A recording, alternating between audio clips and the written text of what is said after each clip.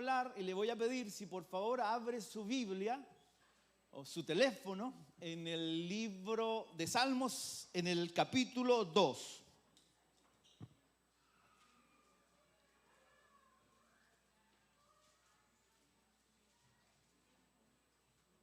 En el capítulo 2. El título es Jesús, el ungido de Dios.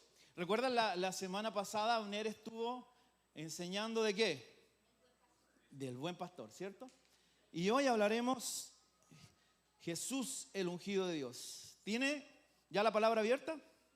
Amén. Bueno, vamos a orar primero y vamos a ir desglosando como siempre este capítulo. No es muy largo. Y vamos a ir aprendiendo lo que Dios tiene para nosotros en esta mañana. Señor, quiero darte gracias por cada uno de las familias de Iglesia de Fe que han llegado. Te doy gracias, Padre, por permitirnos venir y adorar tu nombre. En el tiempo de alabanza, donde nosotros podemos expresar lo que hay en nuestro corazón hacia ti. Y ahora tú nos hablarás a nosotros. Te doy gracias, Padre, por permitirme pararme en este lugar. Es una responsabilidad muy grande. Estoy con temor y temblor como todos los domingos que me toca predicar, porque tu palabra es tremenda, tu palabra es hermosa y poderosa. Señor, saca todo lo humano de mí y que tu Espíritu Santo pueda hablar lo que mis hermanos necesitan escuchar. Señor, ayúdame. Yo soy solo un vaso de barro.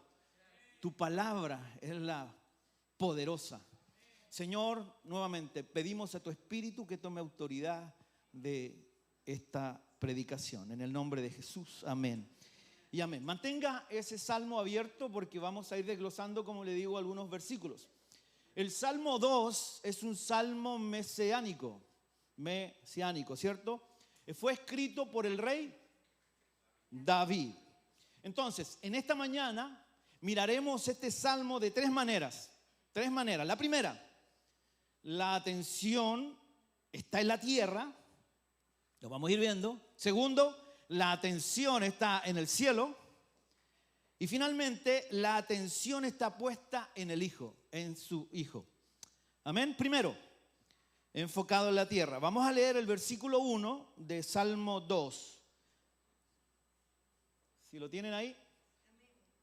Bueno, hace una pregunta el salmista. ¿Por qué se amotinan las gentes y los pueblos piensan cosas vanas? ¿Por qué se amotinan las gentes y los pueblos piensan cosas vanas? Entonces, ¿qué vemos en este versículo?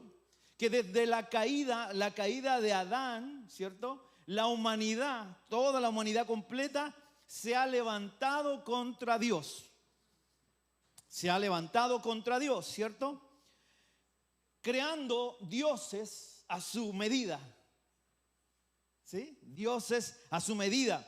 Ellos han hecho lo malo delante de los ojos de Dios. Entonces, estos hombres de de todos los tiempos han buscado satisfacer sus deseos pecaminosos. Amén. Incluso desde el comienzo, antes de la creación del hombre, Satanás ya se había levantado, ¿cierto?, contra Dios. Vemos en el corazón de este ángel poderoso, era un ángel de luz, sus deseos perversos de parecerse a Dios, queriendo ser igual a Dios, hizo que se levantara contra Dios. Entonces, desde ese momento vemos que la maldad fue transferida, ¿cierto?, en el pecado original, cuando Satanás engaña a Adán y a Eva. Se ha levantado contra la creación. El hombre quiere ser igual a Dios. Quiere ser igual a Dios, ¿cierto? Fue implantado este deseo en el corazón del hombre desde el huerto. Entonces, el salmista hace esta primera pregunta: ¿por qué se amotinan las gentes? En un amotinamiento, ¿cierto?, hay cierta complicidad y hay un orden para efectuar esta sublevación. Es un plan para derrocar al que está sobre ellos, ¿cierto? Vemos al salmista preguntando esto: ¿por qué se amotinan contra Dios? el salmista, el rey David, no entiende lo que estas personas están haciendo. Porque él en su razonamiento dice: Dios quiere o desea lo mejor para la humanidad. Entonces, ¿por qué se amotinan? ¿Por qué están haciendo esto? Podemos ver la misma sucesión, ¿cierto?, de problemas o deseos pecaminosos en el corazón en la Torre de Babel, donde reyes y súbditos querían levantar esa torre para alcanzar a Dios y ser iguales a Dios. Ese deseo estaba en su corazón. Querían llegar allá, querían tomar el lugar de Dios. El salmista nos dice que este grupo de personas están hablando cosas vanas. ¿Qué son cosas vanas? ¿Qué cree usted? ¿Sin sentido? ¿Qué más? Vanidad. Bueno, estaban hablando cosas sin sentido, estaban alborotados, dice la palabra, estaban conspirando, estaban planeando cómo alcanzar la independencia total de Dios. Amén. También ellos tenían la intención de captar la mayor cantidad de gente que pensaran igual que ellos, al igual que la Torre de Babel. Qué lindo se ven los adolescentes, miren.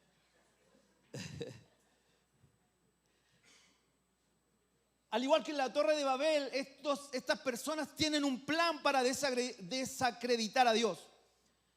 Y si lo traemos a nuestro tiempo, hoy hay personas y grupos con el mismo deseo en su corazón. ¿Está de acuerdo conmigo? Se levantan contra Dios, son rebeldes a todo lo que tiene que ver con Dios.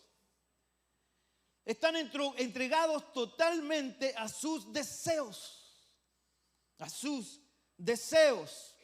Levantando el puño al cielo y diciendo: tú no existes, tú no eres real. Se dejan llevar por el pecado, por la concupiscencia que hay en su corazón. Amén. Y se levantan contra lo santo, que es Dios, y también contra los santos, que es la iglesia. El versículo 2 del Salmo 2, el salmista sigue hablando. Se levantarán los reyes de la tierra y príncipes consultarán unidos contra Jehová y contra su ungido, diciendo. ¿Qué están diciendo? Vemos hombres amadores de sí mismo, ¿sí? Hombres amadores de sí mismo.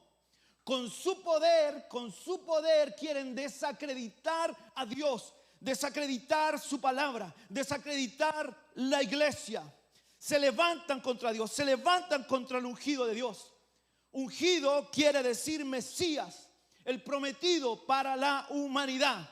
El Mesías vendría a redimir a Israel y a todas las naciones. Entonces se están levantando contra el ungido, contra el Mesías, contra nuestro Señor Jesucristo. El apóstol Pablo advierte a Timoteo sobre estas personas. Segunda de Timoteo 3, 2 al 4. Porque habrá hombres amadores de ¿quién? De sí mismos, ávaros, vanagloriosos, soberbios. Ojalá no estemos en la lista, ¿cierto? Blasfemos, desobedientes a los padres, ingratos, impíos, sin afecto natural, implacables, calumniadores, intemperantes, crueles, aborrecedores de lo bueno, traidores, impetuosos, infatuados, amadores de los deleites más que de Dios. No ha cambiado mucho el corazón del hombre, ¿cierto? Entonces, estas personas han tratado de destruir y desacreditar, como dije, la palabra de Dios. No solo desde afuera, ¿sí?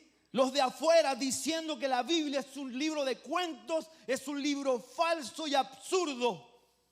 Sino también encontramos personas que se están levantando desde adentro de la iglesia. ¿Sí? supuestos seguidores religiosos, supuestos seguidores de Jesús, que no creen en milagros. Dice que eso se ha terminado. Estos son de la alta crítica.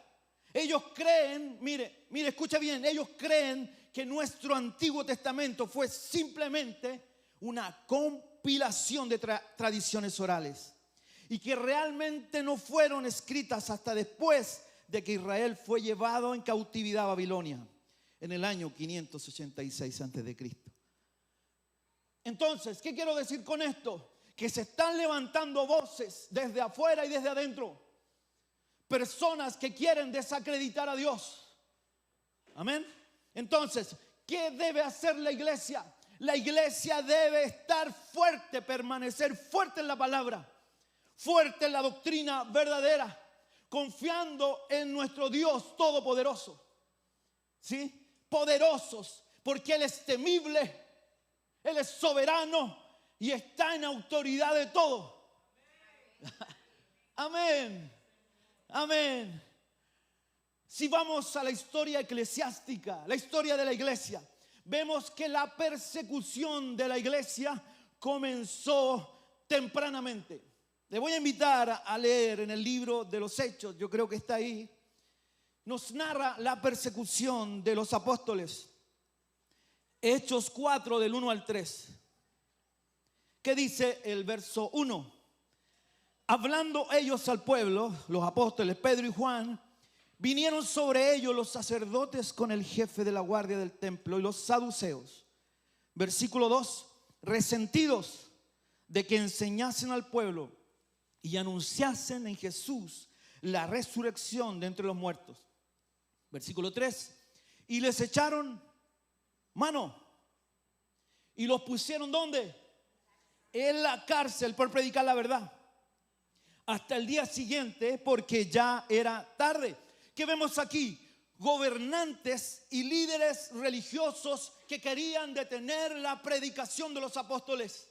Querían callarlos, no querían que ellos hablaran más de Jesús. Amén. Querían acabar con esta religión, el cristianismo, esta religión incipiente. Querían desprestigiar la muerte y la resurrección de nuestro Señor Jesucristo.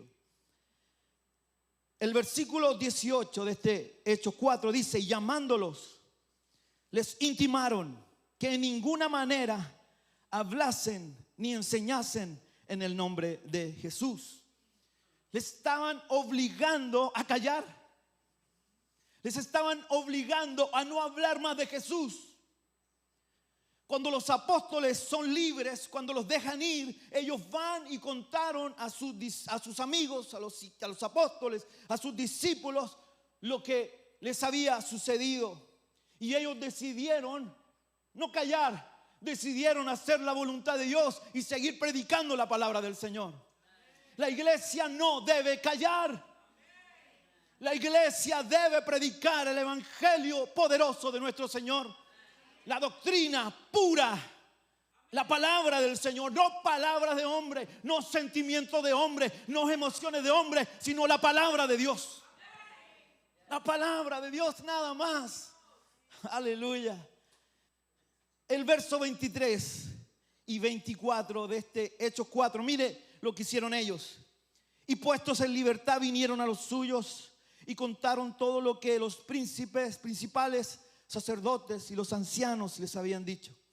Verso 24. Y ellos, habiéndolo oído, alzaron unánimes la voz a Dios y dijeron: soberano Señor, tú eres el Dios que hiciste el cielo y la tierra y el mar y todo lo que en ellos hay.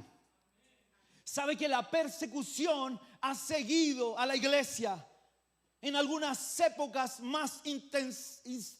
Aquí lo tengo.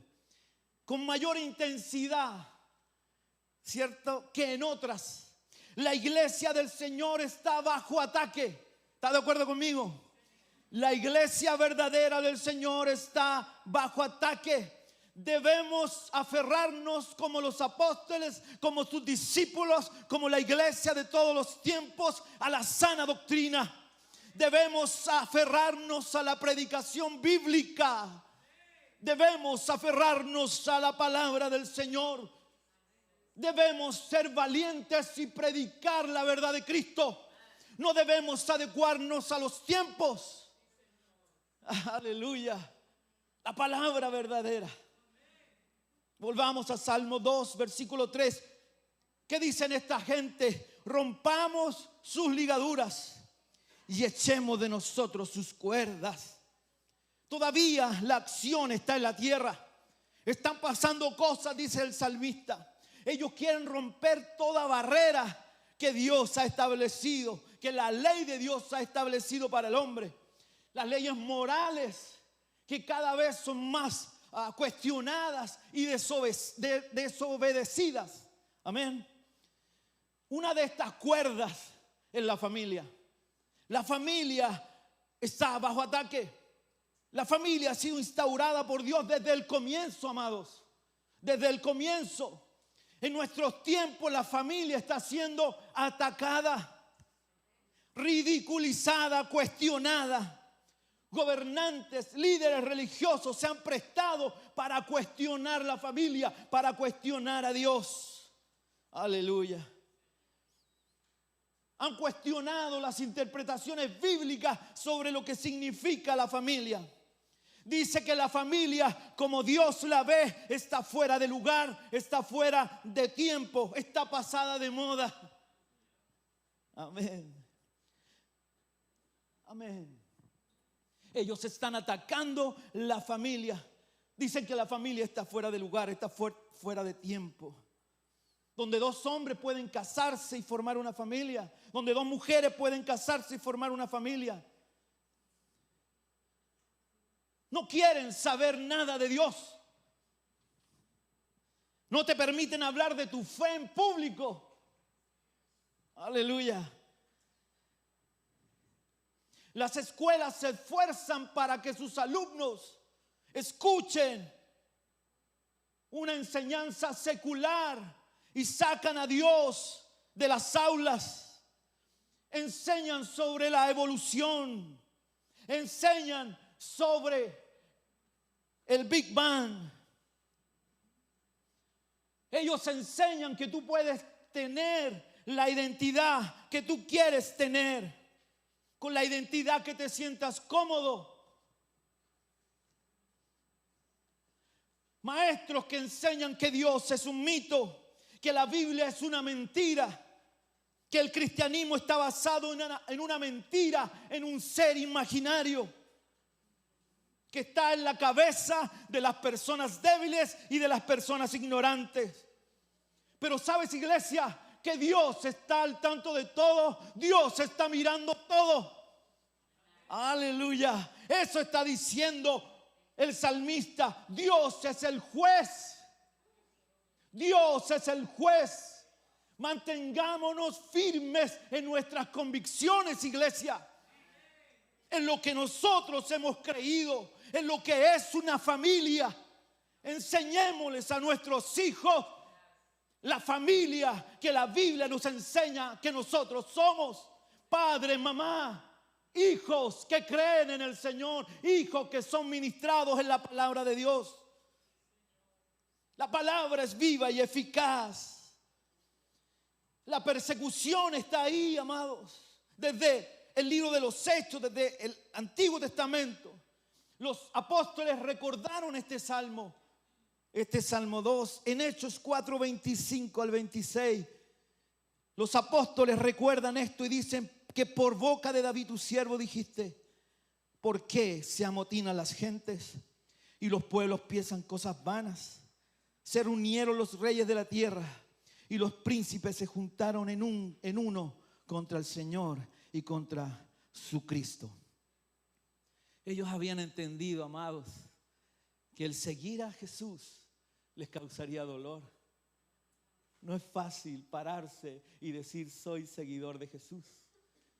No es fácil pararse en un consejo de padres y decir yo no estoy de acuerdo porque mi fe me lo impide. No es fácil pararse en el trabajo y hablar de Dios porque te van a sacar o no. pero Dios te dará la oportunidad de mostrar tu fe inquebrantable. Dios no tranza su verdad. Iglesia, nosotros no debemos transar la verdad. Amén. Obviamente que el Espíritu Santo nos dará la gracia para hablar, para no desechar, para no sacar, porque Dios ama al pecador, dice su palabra, pero aborrece el pecado que está en el pecador. Amén. Entonces Dios nos da la gracia, pero debemos pararnos, como el salmista está diciendo, porque Dios lo ve todo. Pararnos del lado del Señor. Segundo, la atención se va hacia el cielo. El versículo 4, leámonos juntos. El salmista dice: el que mora en los cielos, ¿qué hará? Se reirá. El Señor, ¿qué hará? Se burlará de ellos. ¿Qué vemos en este versículo? Vemos a Dios en el cielo mirando a los hombres y sus actitudes. Dios se burla de lo osado de este grupo. El puño al aire. Se ríe de su poco entendimiento. Se ríe de su orgullo. La creación cuestionando al Creador. Se ríe del poco razonamiento que tienen estas personas. Se ríe de su debilidad. Dios mira al hombre desde el cielo y Él se ríe del hombre. Qué interesante. No es una risa burlona, ¿no? Se ríe porque el orgullo del hombre no lo hace ver la verdad y reconocer que Dios es el único Dios y poderoso. Dios no tiene miedo. Dios no tiene miedo. Él no está ni confundido ni deprimido por la oposición del hombre. Dios se ríe de eso. ¿Sabe? Estudiando, leyendo, muchos en la historia se levantaron contra el cristianismo, se levantaron contra Dios, pero no han logrado acallar a millones de voces que cada día se levantan con la certeza de que son o somos hijos del Señor. Déjame leerte esta ilustración. Es un ejemplo famoso de un oponente del cristianismo. Él fue el emperador romano Diocleciano. Fue un enemigo decidido de los cristianos que persiguió la iglesia sin piedad y se imaginó que había derrotado al cristianismo. Ordenó hacer una medalla con esta inscripción: el nombre del cristianismo se extingue. Diocleciano también erigió 2 monumentos en la frontera de su imperio con estas inscripciones: Diocleciano, Joviano, Maxiano, Hércules, César Augusto. Puso todo su nombre. Por haber extendido el imperio romano por oriente y occidente y por haber extinguido el nombre de los cristianos que llevaron a la ruina a la república. Diocleciano, Joviano, Maxiano, Hércules, César Augusto. Por haber abolido en todas partes la superstición de Cristo, por haber extendido el culto a los dioses. Diocleciano está muerto. Ya no está. Ahora es una nota al pie de página en la historia. Al contrario, la fama y la gloria de nuestro Señor Jesucristo se extiende por toda la tierra. Se extiende por toda la tierra. No han logrado callar la voz de los que predican la palabra. Ese hombre está muerto y bien muerto, pero Jesús está vivo. Jesús está vivo. Aleluya. El cristianismo sigue alcanzando y alcanzando porque la palabra es viva y eficaz. El Señor se burlará de ellos. Aleluya. Versículo 6.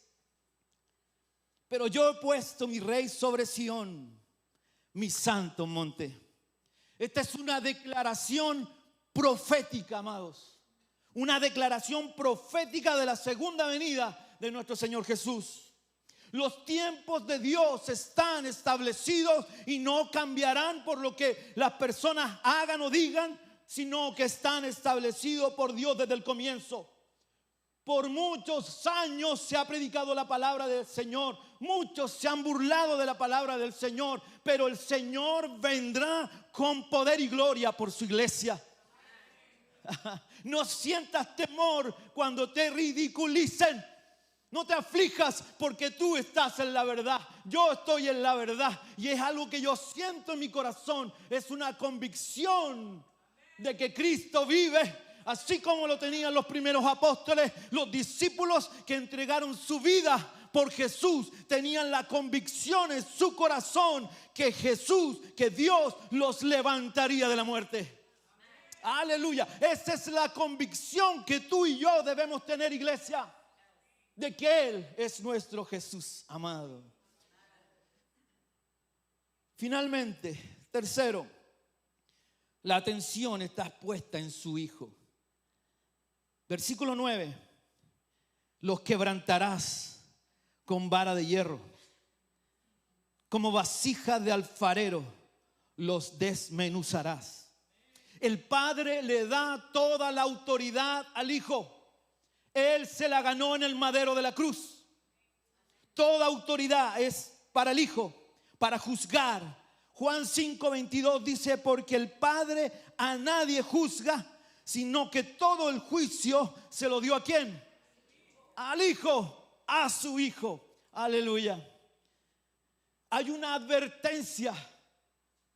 Hay una advertencia para los que no han reconocido a Jesús como Rey.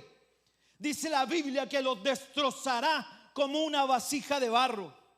Este material es de fácil destrucción. Con solo tirarlo al suelo, ¿qué pasa? Se destruye completamente. Aleluya. El Padre está diciendo: mi hijo ya no vendrá como un pequeño niño en un pesebre. Ya no vendrá para ser sacrificado. Aleluya. Sino que vendrá como juez. Sino que vendrá como juez y como poderoso rey. Vendrá a vencer de una vez por todas la maldad. Aleluya. Vencerá la muerte, vencerá a Satanás y sus legiones. Como poderoso rey tomará posesión de su reino. Y eso me apasiona. Me está saltando el corazón aquí. Él, dice la Biblia, que pondrá sus pies en el monte santo, en Sion, en Jerusalén, en la ciudad santa, y todo ojo le verá. Y todo ojo le verá. Y la gloria de Dios será manifestada en ese momento cuando Él venga por su iglesia. Ya no vendrá como un niño, sino como un poderoso rey. Versículo 10 dice: ahora pues, oh reyes, sed prudentes. Admitid amonestación, jueces de la tierra. Vemos el juicio de Dios, pero también vemos la gracia de Dios en acción. La gracia de Dios sigue actuando. Sigue diciendo: arrepiéntanse. Sigue diciendo: vendrá un castigo, pero todavía hay tiempo. Les dice: arrepiéntanse de su maldad.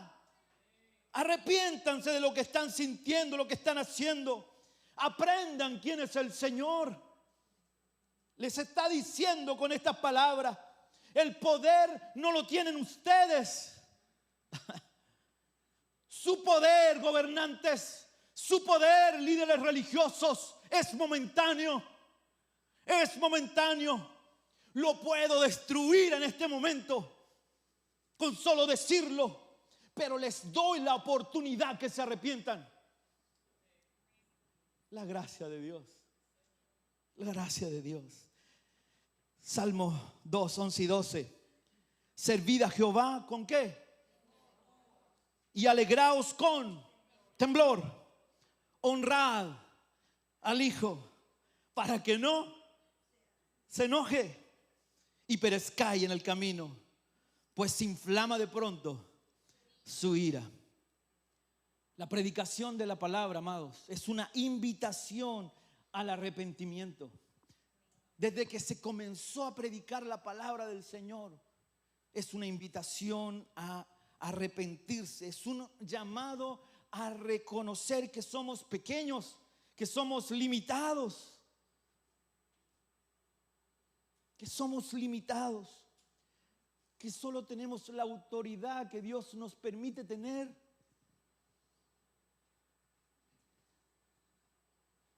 No tenemos poder. No sabemos cuándo Él nos llamará. No podemos cambiar algunas situaciones. Nuestro poder es limitado. Un llamado a la humildad, un llamado al arrepentimiento, es un llamado a la salvación de nuestra alma. Todo poder es momentáneo. Sabe que las autoridades pasan como pasan las estaciones: el invierno, el otoño, la primavera, el verano.